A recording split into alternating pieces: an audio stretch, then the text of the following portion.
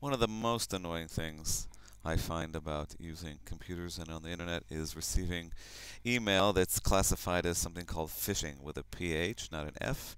But on the other hand, you can be taken hook, line, and sinker if you're not too careful. I'm going to show you a few examples. This is one of them. We'll look at this one from a bank called USAA. I am not a USAA savings bank customer, so I don't even know why I got this. Well, I do know why I got this because it's called phishing. What they're trying to do is get me to log in to an account that exists or doesn't exist, or maybe they're trying to get me to put my username and password for some other account. Maybe I have another banking account. They're trying to get me to use my username and password on that. Then they'll have a record of it, and if they ever come across anything with my name on it, they'll try those usernames and passwords and try to get into any other account that I might have. All the accounts. If I were to click on this link right here and trying to log on, it would record my username and password. And if you send out hundreds and thousands and millions of these, you're bound to get somebody who will actually plug in their username and password. Very simple. One way you can protect yourself from this kind of scam is simply looking at the email itself. Nobody cares about their IP address. A general user doesn't care about his IP address or his location. He's just on the computer. He's on the internet. He's using the internet, and he doesn't care about IP and location.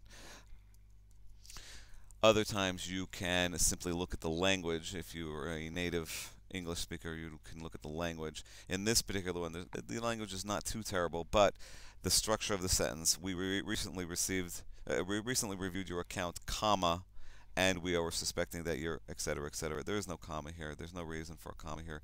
It's just bad English. If it's not English, if you're a native English speaker and it's not what you expect it to be, then this is a clue to it being a bogus or phishing attempt. An even better way to try and stop the phishing attempt would be to go to my account, my website right here, the Zahavinet account. Scroll down a little bit. On the left-hand side, there's something called Mailwasher Pro. You simply click on that, and you'll get to this page. Download Mailwasher Pro. It's a pre-filter that you can use to look at the different emails that you get, and you can categorize them, you can bounce them, you can put them on a blacklist. There's a variety of different things you can do. I'll leave it to you to go to that website. This is the website right here. Go to the website, download it. There's a 30-day trial. It's very simple. It's only $30 if you do buy it, and it's very, very useful in terms of trying to get rid of your spam, and of course included in that is anything that would be categorized as a phishing email. There is one other thing you can do. You can surf over to mywat.com. This is if you're using the Firefox browser. This will mark your emails as or links in your emails as good, bad, indifferent. Simply download the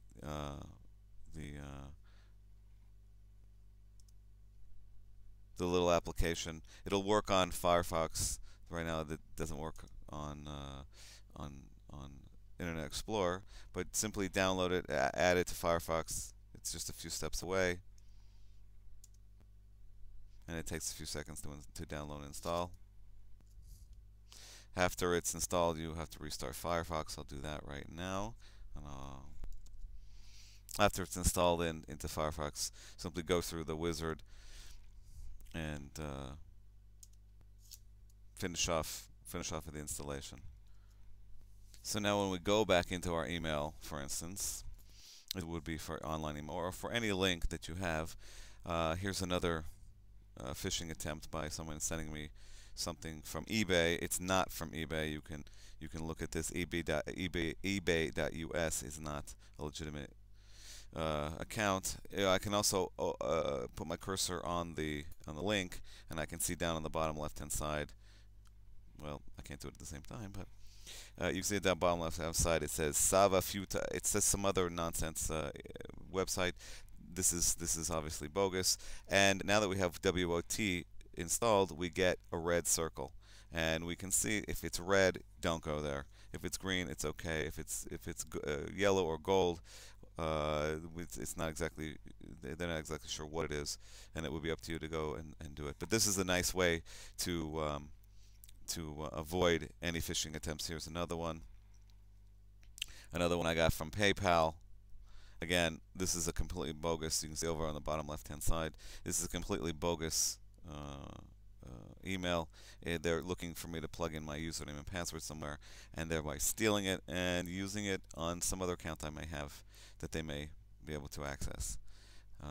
The best thing to do is not ever click on phishing emails.